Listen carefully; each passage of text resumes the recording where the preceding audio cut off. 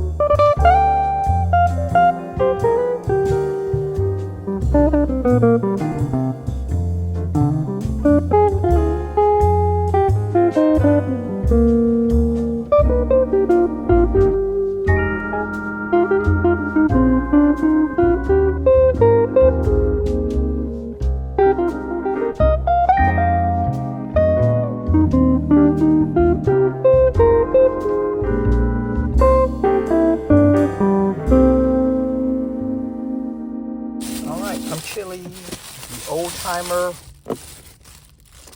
with cheese.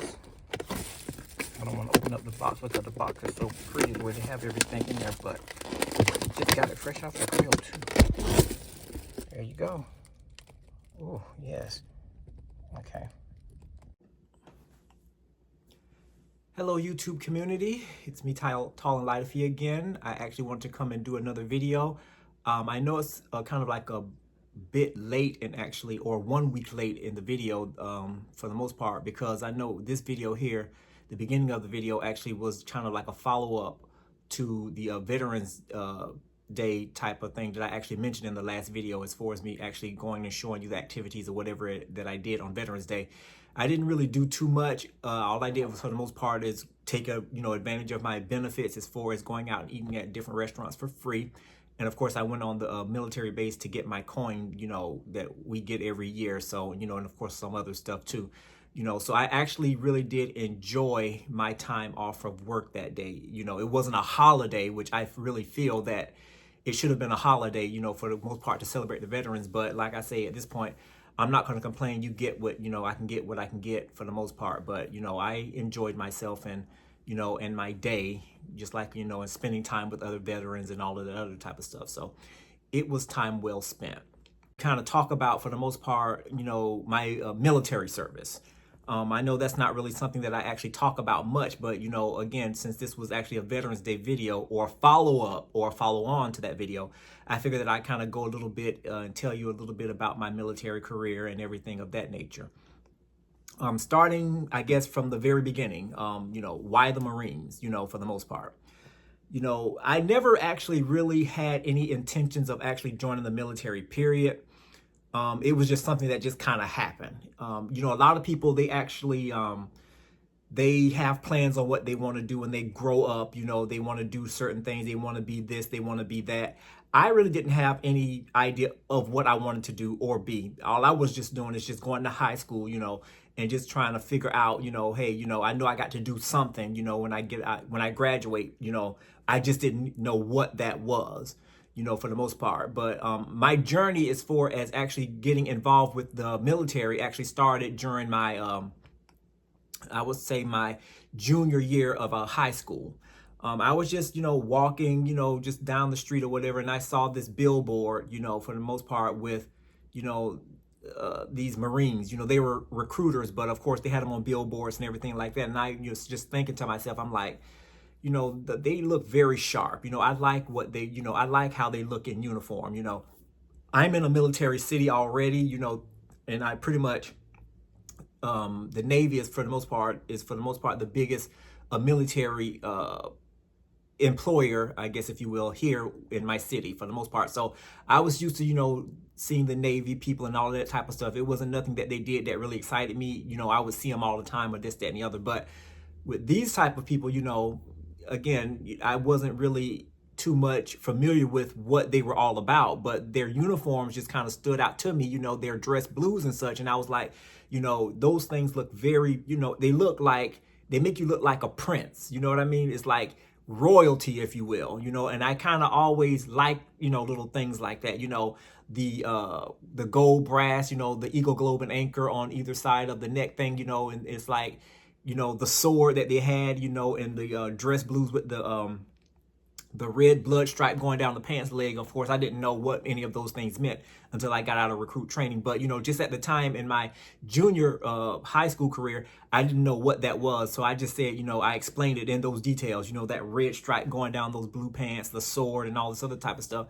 It was something that really intrigued me. So basically, I kind of researched and got some information as far as their local recruiting office, in my city for the most part. And I just kind of called them to kind of see, what they were all about, how, what their culture is, what do they mean, what do they do, what type of training they have, what is training like, and all of this other type of stuff.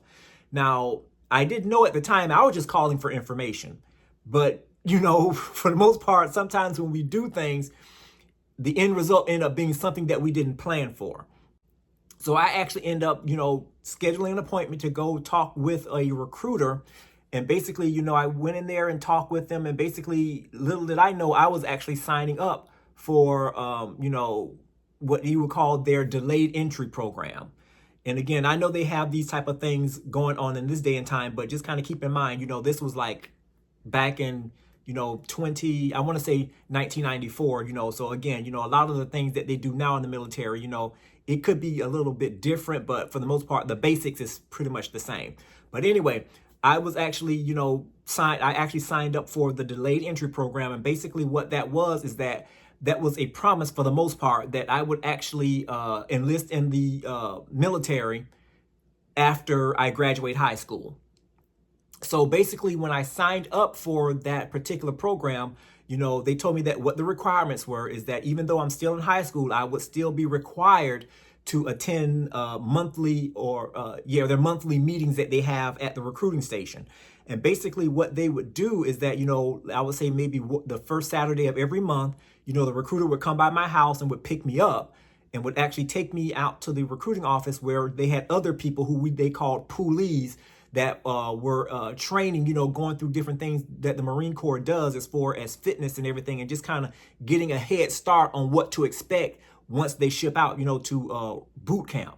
So basically during those meetings, we would run, do our little runs. We would do push-ups, we would answer, and learn more about the Marine Corps history and all of that type of stuff. So basically, it was kind of like indoctrinating me into the world of the Marine Corps. And basically, again, I have to give props to my recruiter, but even though he's no longer with us, God rest his soul, he actually took care of me. He actually, he eased my anxieties and everything about the Marine Corps, because the only thing that I knew of about the Marine Corps at that time was from the movie, what was that movie? The one, I think everybody knows, Full Metal Jacket. That's where we go, Full Metal Jacket. And basically, my whole thought process about what the Marine Corps was all about came from what I saw in that movie, and basically even after I started going to these poolee meetings every month, I would go back and often and look at that movie, the Full Metal Jacket. And basically I would come away thinking like, oh my God, am I signing up for something to get this type of abuse? What's going on here? I don't want to, leave home and have to suffer, training like that, because again, I'm young, of course, and, I can't really differentiate what is fiction from what is, what is actual reality. So basically, again, talking with my recruiter and everything, of course, they ease my fears to let us know for the most part that that's a movie. A lot of that, what you see, of course, is Hollywood. So you have to understand that they have to do what they got to do to make the movie popular. But a lot of that stuff does not exist in Marine Corps training. So for the most part, that kind of eased me a little bit and kind of made it a little bit more, easier for me, I guess, to say, as far as me becoming a Marine. It kind of made it a lot easier for me to kind of look forward to, see what Marine Corps training was all about. So all throughout my time in the military or the delayed entry program, basically I am, going to these meetings and everything. We're running, we're training, we're doing all these type of things to prepare us well into, for the most part, to get us, ready for recruit training. Also during this time, in my junior, while I was in high school in the 11th grade, I had to go, and get, tested for, different things like, I had to do the ASVAB and all of these other type of things, for the most part, to kind of, see what type of jobs and everything like that I would actually, I don't think it was the actual ASVAB, but I actually took a test like it, to kind of get me familiar with what, this type of stuff was all about, because I didn't actually really take the actual test. I think well into my, I think senior year, something like that. I did so much testing, I kind of forget the time frame or whatever. Everything kind of runs together. But for the most part, I did all of my necessary testing. And I, of course, went to MEPS. And for those that don't know what MEPS is, that's what you call your military entrance processing station. That's pretty much where you go to to get checked out, to get your physicals and everything, to make sure that you are physically, ready for recruit training and such like that. I really didn't have a problem with MEPS per se. I mean, the first time that I actually went for MEPS, I think it didn't go as well, because basically there were some issues, medical issues that I actually had to, that could have possibly disqualified me from military service for the most part. So when I went to MEPS the first time, I actually I passed everything, but I actually had to have some additional doctors look at some condition, with my hands or what have you. Now, keep in mind, the issues with my hands actually was something that I actually had way before I even, went into the military. So basically, again, they actually had to get my hands checked out to make sure that that would not interfere with training. So the first time that I actually went, they sent me back home because I wouldn't, it was just some things that they had to look at additionally. Now, when during that time when they sent me back home, they said that they don't know when or if I will actually be able to ship. Because again, they had to have a board of directors and doctors and all this other type of stuff to take a look at my files to see, if, medically I am able to, endure military or Marine Corps recruit training. So they said they did not know how long that was going to take, so for the most part, it was like, okay, well, if y'all don't know how long it's going to take, I don't even know if I would actually ever ship for Marine Corps training. And basically that really crushed me. You know what I mean? All this time I'm actually going through these meetings, and attending these programs and stuff, and actually attending every meeting faithfully and trying to learn and get myself in shape for recruit training, only to let me know or to tell me that the possibility of me becoming a Marine could possibly be taken away from me. That was a bit much, you know what I mean? And it was kind of hard for me to kind of, accept that. But like I say, it was out of my hands. There was nothing more that I can do but just take their word for it. So basically, after they told me that, I went back home and basically just went on with daily life. Now, keep in mind, this was after I graduated high school, okay? So basically, everybody's going on to college and they're starting their adulthood, doing different things. I'm like, well, everybody that I know is going on to do greater things. I'm going back home, and I don't know what's going to happen. What would I have to do? Go find a regular job or whatever? I don't know. So even though the reps at the MEPS told me that they don't know how long it's going to take for my issue to get resolved as far as a decision to make medically for my hands, I got a call, I don't know if it was that next day or something, or maybe a couple of days later. But basically, I was just sitting at home looking at television. My mom was at work, nobody was home. Mom and dad was at work. And I got a call from my recruiter out of the blue. They were like, well, get your bags ready. You're leaving. I'm like, what are you talking about? Because he called me on the phone. He says, well, your results came back from the medical office or whatever the case may be, and they decided that you should be able to go through training without any issues. I will be by to pick you up, and basically make sure that he already told me everything that I would have to have packed or what have you, and we're coming there. So, make sure that, you're ready. We're on our way to come get you. So basically what I had to do is actually put on some clothes, pack a light bag or what have you. Now, keep in mind, all of this is being done while my mom is at work, my dad is at work, they were expecting for me to be home like normal, whenever, they come home from work. So basically, thank God, my grandmother, she lived like right down the street from us. So basically I had to call her to let her know that, hey, I'm getting ready to leave for recruit training. And she was surprised because she was like, didn't they tell you that such and such and such? I say, well, yeah, but they made a decision and it came back a lot quicker than expected. So, we have to go ahead, and I have to get ready to ship out for recruit training. Basically where I'm at right now. Okay. So what happened now is that the recruiter is actually coming to my house to pick me up and everything like that. So basically, with my mom and dad, away there at work or whatever, I was the only one there at the house. I had to kind of pack everything up at the last minute and, head to my grandmother's house to leave the key to let her know that, hey, the recruiters have came and picked me up. I'm on my way to basic training, and just tell my mom and dad that I love them and I'll be in contact with them soon. It all happened so fast for the most part. So that's pretty much what happened, as far as that. So, and it was kind of like, I was a bit scared, but like I say, this was something that I really wanted to do. I wanted to, see what this Marine Corps training was all about, and I was about to experience it. So, for the most part, on my way out, of course, they have the Greyhound bus and all this other type of stuff. So I got on the bus and everything like that. I know I skipped a whole lot of parts about, what I went through in MEPS and stuff. But for the most part, if you want to know what MEPS is all about, you can look at other YouTube videos and they'll tell you all the process about MEPS and everything like that. So I didn't want to bore anybody about talking about that. But anyway, after MEPS was done, and of course, all that stuff passed, my medicals and everything came back okay. Now I'm on my way to training. So basically what they did is they put me on a bus along with a lot of other people who were going to other places, again, and we had some other ones that was also going to the same place that I was going to, to start training.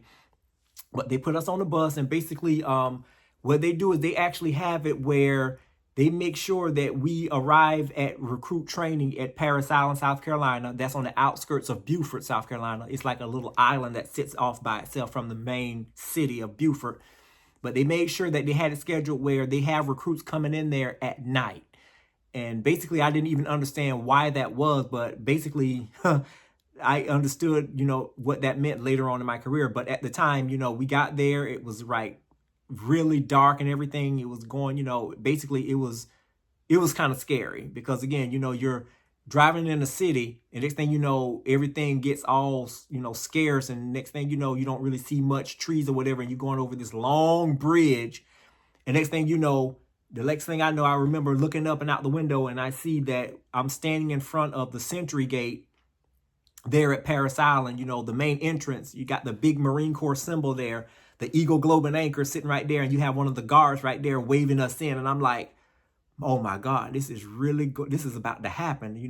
I know what I've seen on TV, and little tapes or whatever that my recruiter would show in my office. I'm like, this is really it. There's no turning back now.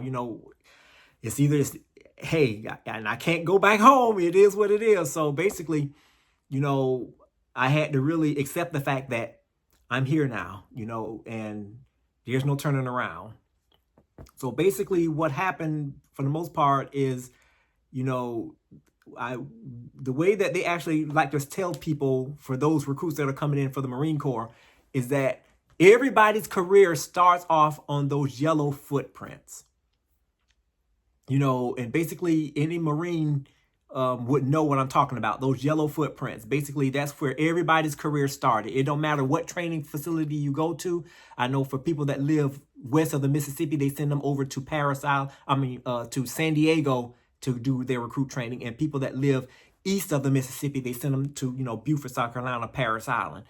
But basically, that's pretty much where we had to have our very first lesson in the actual recruit training, pretty much getting on those yellow footprints and waiting for everybody to get off that bus so we can start getting yelled at, and it's just one of those things. It's like, when you look back on it, it's funny, but when you're actually going through the process, it is an eye-opening experience that you really don't want to ever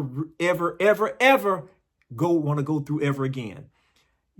I would not wish this particular situation on my worst enemy. Having to sit there and be yelled at for the very first time, and they're telling us, for the most part, what we're about to do and this, that, and the other, and what's about to happen and all this other type of stuff.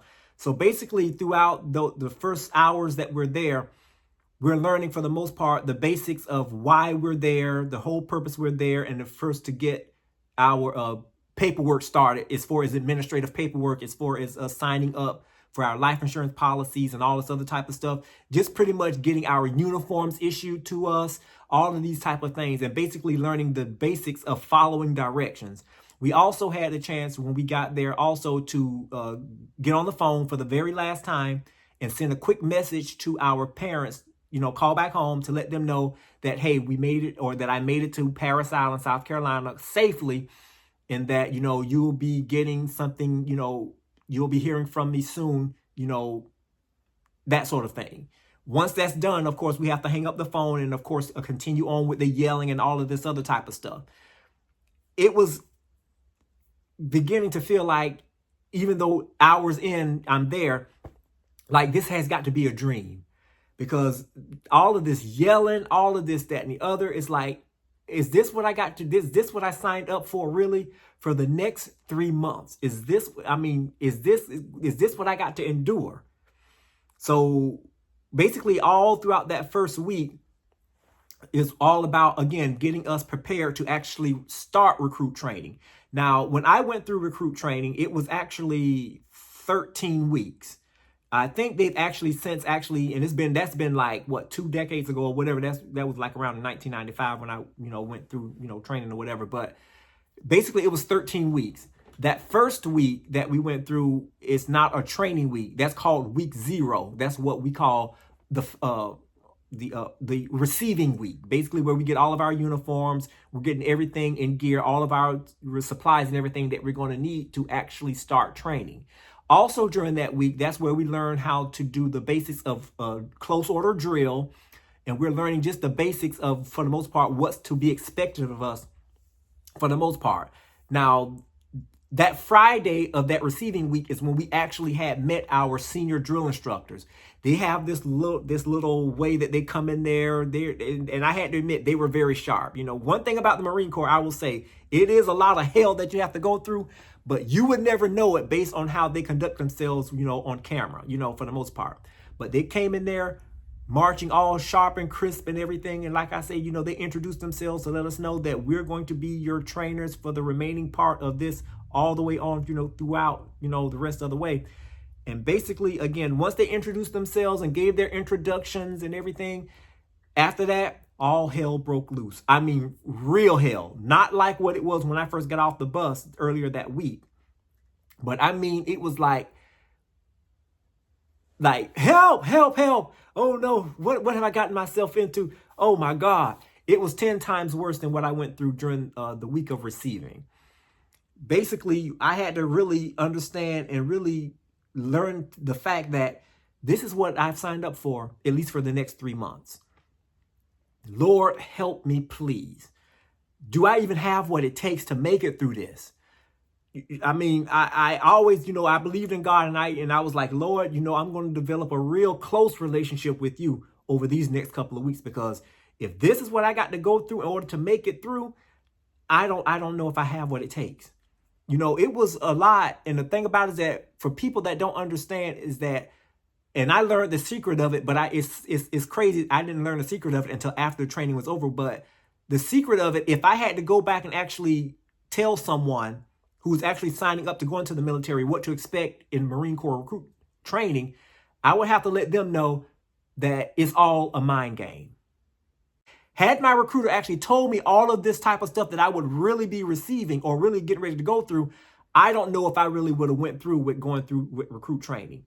They did, tell us some sort of aspects and some sort of things to expect during recruit training, but they didn't tell me everything. I don't know. Maybe, like I say, I would have appreciated at least give me the whole story. Don't just give me bits and pieces of what makes it look good. Let me know the whole thing. But anyway, I'm in recruit training, and basically, we're learning these different things. Marine Corps history. We're having to take tests. We had to read material, and we're being tested on the material that we read. I had to learn how to, shoot a rifle. I went through the gas chamber. Oh, boy, I hate that. I went through learning how to shoot a rifle, basically, and again, and for the most part, just learning basically how to follow simple instructions. Now, when I say that, a lot of people may look at this video and say, oh, duh, you don't know how to follow instructions. Yeah, I do, but it's a different thing as far as the Marine Corps way of doing things.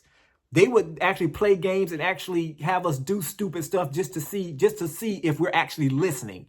Like they'll say, get up, we'll get up, sit down, we'll sit down. Get up, sit down, sit down. It's just little stupid stuff like that. And that pretty much went all the way throughout training.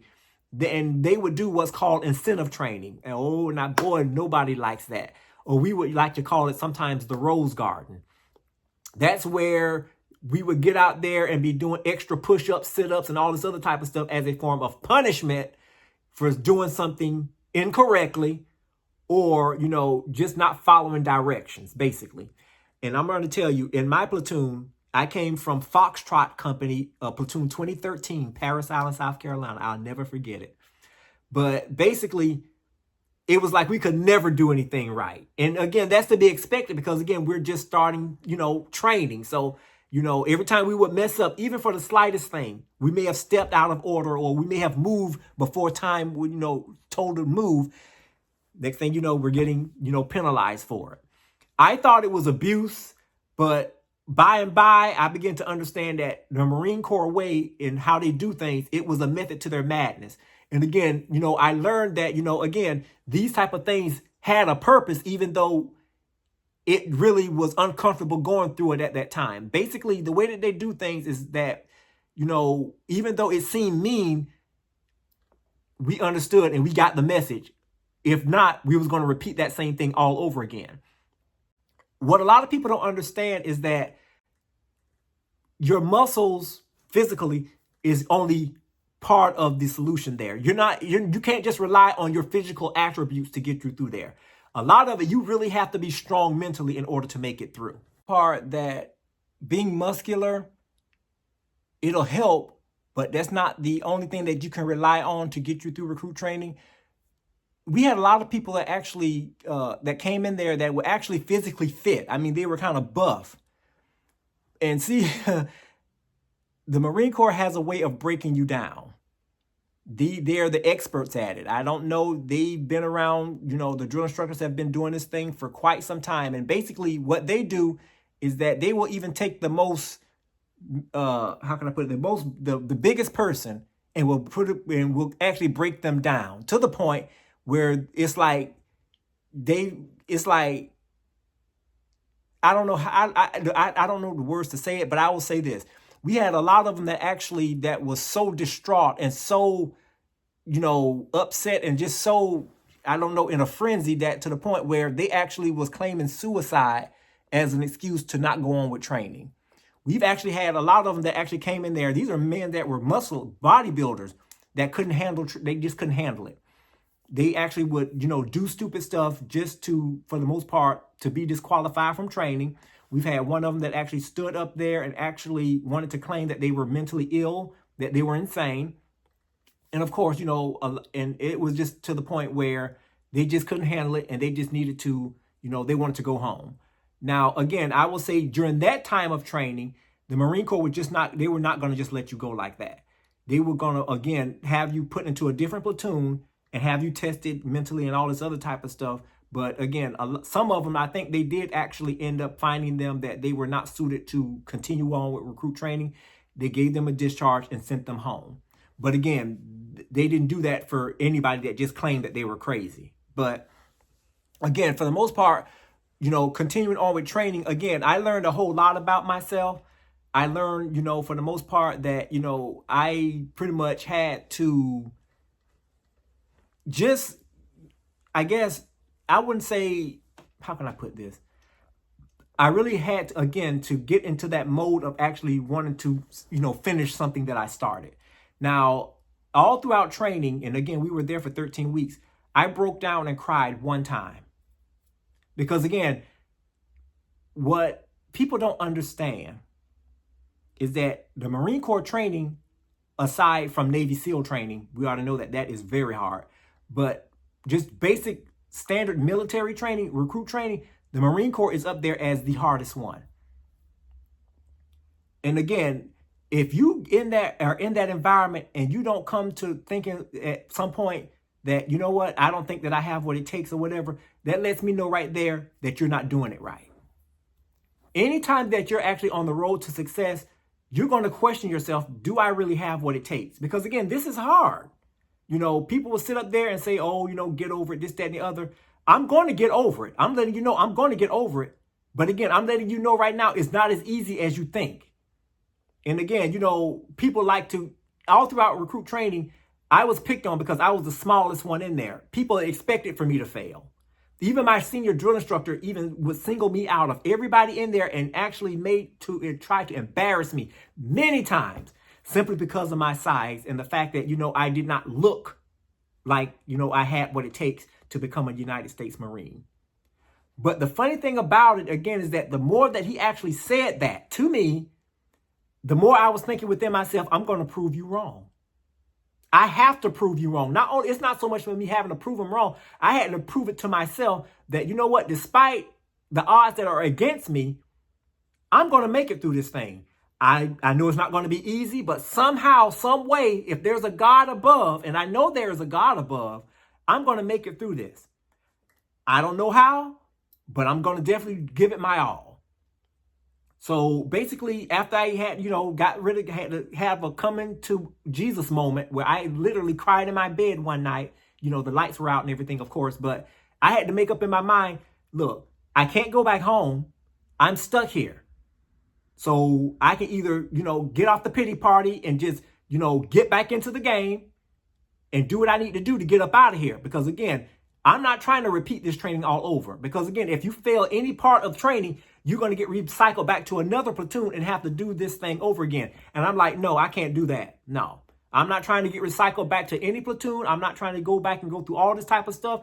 I'm going to just have to grin it and just give it my all. And that's all that I can do. Once I came to that agreement within myself, because I had to talk to myself and I had to have a conversation with myself, you know what? Whatever it takes. And once I kept that mind frame and really understood that, you know what, I'm going to make it through this and I'm going to be okay. It may be a little rough, but I'm going to make it. I did just that. I went into Parris Island, or I started recruit training on January 15th of 1995. And I graduated, walked across the parade deck and became a United States Marine, I think in September. Let me see, June, July, August, September. Yeah, it was sometime in September, early September. So basically, again, yes, the 3 months that I was there, you know, and again, it wasn't easy. I had to go through a whole lot of stuff. I had to repeat certain tests or whatever, you know, because again, some things I didn't get the first time, you know, like I had to learn how to, again, qualify on the rifle range. So I didn't get it the first time, but I had to go back and get retrained, and I got it the second time. And the same thing, you know, again, with other things in training, you know, I didn't get it the first time, but I made sure that, hey, you know what, I've got to get this the second time because I'm not repeating this thing again, you know. So that's pretty much how it went. After training, basically, you know, we are basic Marines. You know what I mean? So even though, you know, we are getting ready to take some time off, go back home and spend some time with family for a couple of days, we're having to get back on the bus again to go to Jacksonville, North Carolina, Camp Geiger or Camp Lejeune, however you want to look at it. Marines know what I'm talking about, if I have any out there that are listening to the video. But basically, again, it was just, for the most part, more of, let's say, a continuation of what I learned in recruit training. I was only there for, I think, a month. Because, again, I went to the School of Infantry. That wasn't my permanent duty station. I went there just to learn, again, the basic concepts of, you know, having to, how to actually live on the outside as far as living and surviving in the woods and all of this other type of stuff. We went over land navigation. We went over some other selected topics that we, you know, brushed over in boot camp. But they, you know, for the most part, it was more drawn out in this next phase of training that I was going through. I really actually kind of enjoyed a little bit of that, sad to say, because again, I'm not, well, I wouldn't say sad to say, but you know, I'm the type of person, I'm more of an indoor person. I really didn't like the areas where we actually had to go outside to train. I quickly had to get over that, of course. But for the most part, I would have to say during my time there in Camp Geiger, you know, even though we were outside, for the most part, you know, it was more of me actually really learning for the most part that this is what it is basically as far as being a Marine, being out in the field, learning how to dig a hole, sleep in it, learning how to survive, learning how to just make do with being out in the elements. And, we had to take, again, a lot of tests, land navigations, and all this other type of stuff while we were outside. I remember one time we actually had a task where we were actually purposely led out in the middle of nowhere, in the woods, and we had to find our way back to a certain checkpoint. We were given an azimuth, some other type of stuff, that we needed to help us to find different checkpoints and stuff. And basically, again, it was fun, but it was scary, because again, we were out there all alone. We had to we were in groups. Of course, we weren't by ourselves, but that's pretty much what that training was all about: learning how to survive while you're in the outdoor elements and such. And again, I made it through that training. And, I'm learning, again, what the Marine Corps is all about. By and by, with each level of training, I'm learning, this is what's going on. This is what the Marine Corps is all about. And of course, after that training, that's pretty much where we graduated from that, from the School of Infantry, SOI or whatever. And now we're being sent to our A school, basically is what they called it. This is pretty much where we're going to be learning what we're going to be doing for the Marine Corps. Now, with me, when I first actually joined or actually agreed to actually sign on the dotted lines as far as a contract, I told them, look, I don't want anything that's going to put me outdoors. I don't want to be outdoors at all. I belong in an office. That's what I told them. So basically, when I went in, they didn't actually have basic administration as far as an open job, choice for me. So what they did is they gave me the next best thing, which is aviation operations specialist. And the MOS is 7041. That was the best thing, like I say, aside from being a basic administration. When they, what I learned is that when they sent me to, get trained in that, I had to go, of course, to the MOS school, just like all Marines do. They're going to learn the job that they are going to be required to perform for the rest of their time in the military at whatever school they sent you to. So with me, my school was actually located in Meridian, Mississippi. I don't know if they actually have that there now. I don't think they do. I think anybody that's actually going through that school for trainings, the 7041 MOS, I think they actually have that now, I think in Pensacola, Florida, I think. I'm not sure, but again, the last time I checked, I think that's pretty much where it is now. But I went there in Meridian, Mississippi. And basically this is pretty much where I learned that for the most part, even though I'm a basic Marine, I won't be actually on a Marine base. Basically, I went to school, military school, on a Navy base. Basically, NAS Meridian, Mississippi, of course, Naval Air Station, Meridian, Mississippi. That's a Navy base. And basically, that's pretty much where I was there for the most part. I think, let me see, 2 months, I think it was, or something like that. I wasn't there that long either. I know I ended up graduating from that school in late 1995.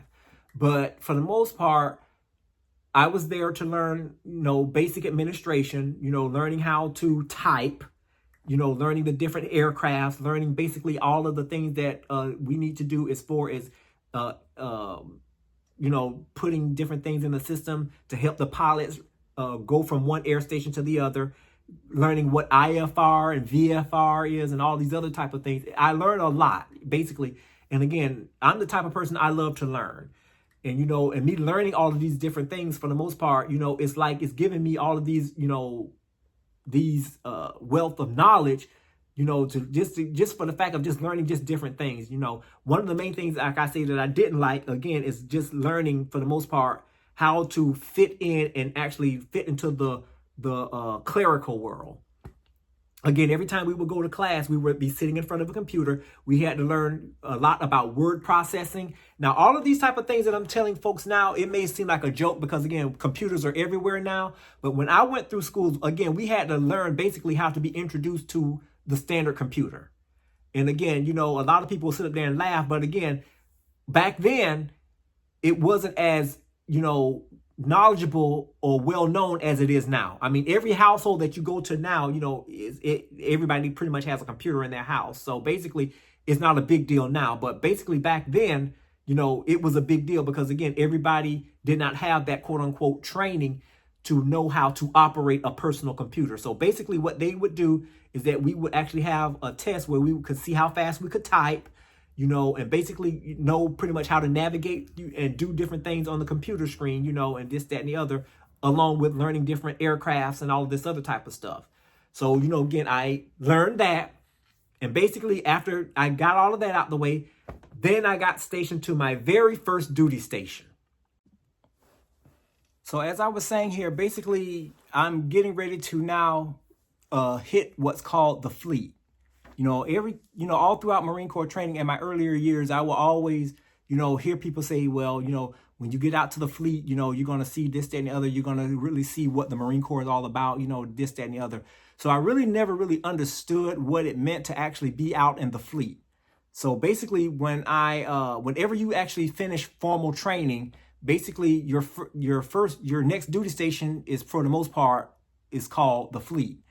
And basically what the fleet represents is the fact that you've made it through formal training, and basically now you're actually being put to the task of actually performing, the job that you signed up for.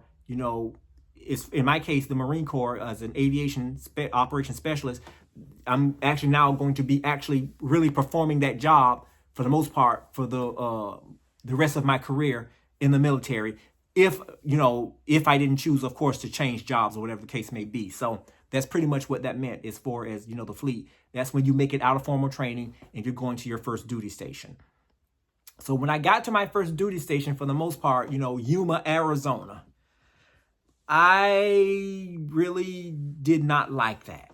Basically, the only reason I actually ended up choosing Yuma, Arizona, because we did have a choice, is for the most part that I wanted to follow my friends. And I put that in quotation marks because, again, we actually ended up choosing where we wanted to go based off of our class ranking in our class. The first person that had the highest ranking in the class, they of course got to pick they were the first to pick whatever duty station, and this, that, and the other out of the selected few that they had on the board. With my class, with the way that I stood as far as my ranking, I wasn't the very last one, but I was kind of like near the last. So basically, a lot of my fellow classmates at the time were picking Arizona, Yuma, Arizona. So I said, you know what? I want to, go with them. I want to go with my buddies. We're friends. I want to follow them. So that's what I did. And I got orders to Yuma, Arizona. Now, Arizona, just being on the West Coast and that region of the United States was a very eye-opening experience for me because for the most part, I'm just not used to that type of environment. Number one, it's very dry and hot. Now, I'm used to being, hot, again, because I'm from the East Coast, from the Southeast, of the United States. So I'm used to the heat. But that dryness, I wasn't used to. And of course, I'm in the desert. My first night there, I was very depressed because, I was like, wait a minute. I'm like, you mean to tell me this is where I'm going to be for the next 4 years? I really, I had to really sit there and really do some soul searching. I'm like, how am I going to make it through this? For real. Being in the desert, as some of you may or may not know, it hardly ever rained out of the 4 years that I was there. And basically, it's like there really wasn't much to do as far as being a young person. Again, during my time there, I got out and did things. I didn't stay in the barracks. I got out and did things, and went places and such like that and got to meet different people and such.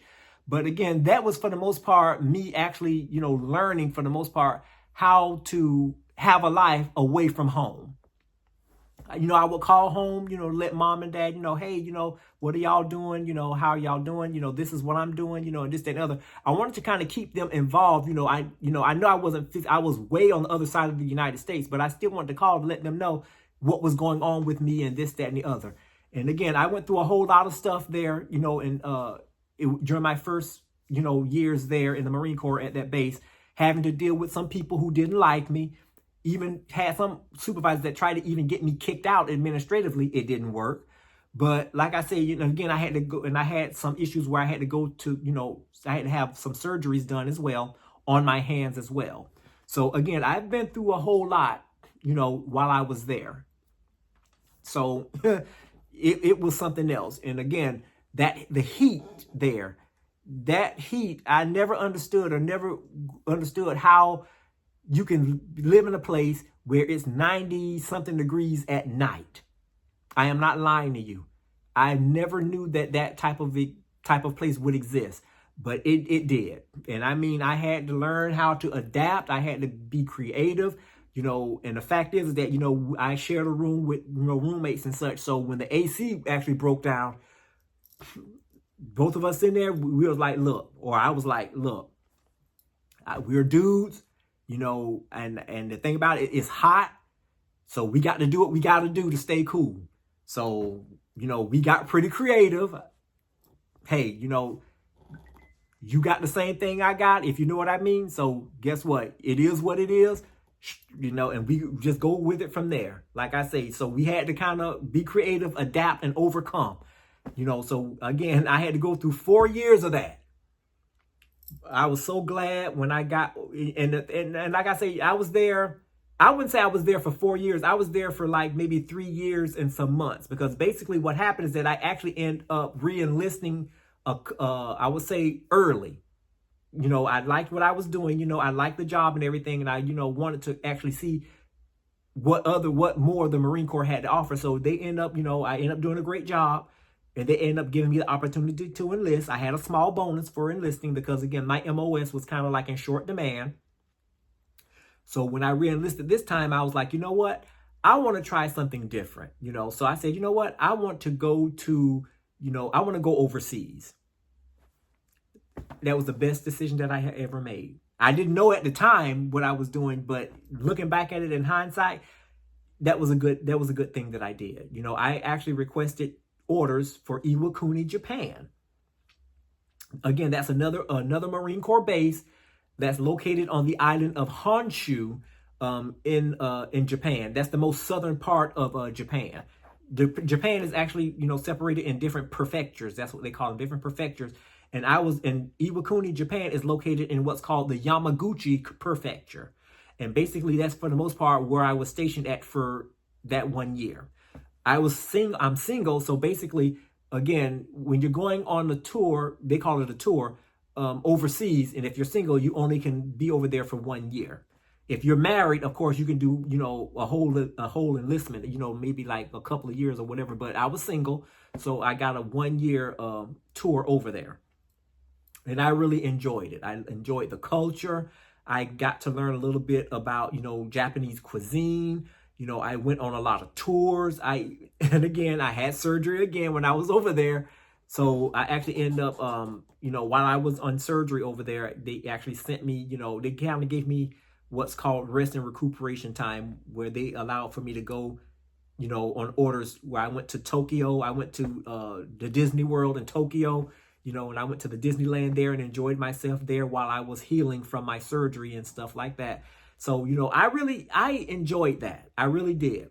What I really wish that I didn't do was actually, be so homesick for the most part. But, looking back at it, I wish that, I would have really kind of just laid back a little bit and just kind of made a little bit more, enjoyed it a little bit more than I did. But again, I did get out and do things, and I made some friends there as well.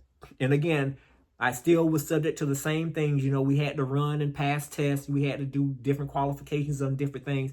So it was still like being in the United States. Nothing changed. We were still there to be Marines, and we were still held to the same standard as if I was still in the United States. So it was no problems there.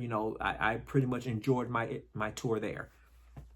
After my time was up there, for the most part, I got orders. I said, you know what? I don't want to go on the Marine board. I don't want to be stationed around a lot of Marines anymore. Even though I was a Marine, I was like, you know what? I want to be on a Navy base. I said, because again, the Marines and the Navy, they work hand in hand. So basically I said, you know what? There was an opening that I had learned.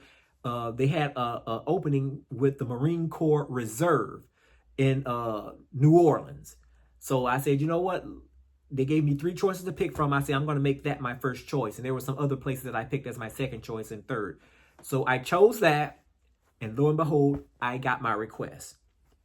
So basically, I ended up getting orders to, they call it in the Naval Support Activity what is it? Belle Chase, Louisiana. No, Naval Support Activity, New Orleans, basically. And basically, it was a Navy base, basically, where it was, I guess, the headquarters for the Marine Corps Reserve, because I pretty much, the acronym for it is MAR4RES. So I was actually stationed with them for the most part. I was supposed to actually be stationed with the actual MAR4RES unit, but they actually put me with, I was actually, no, let me think. I was supposed to actually be stationed with, it was some other squadron that I was supposed to go there, but they ended up finding another place to put me when I got there. So I really actually wasn't with the squadron that I was supposed to go to, but they put me with they put me in another unit, which was fine. So basically, again, I decided that, when I was there, that this was going to be it for me. Because again, like anything else in life, you enjoy the ride, but I just felt that, what, I got to the rank that I wanted to get to, and it was like, what, I could do this, if I wanted to, until retirement. But I said, what, there's a lot of other things that I want to do as well. So basically, I started school.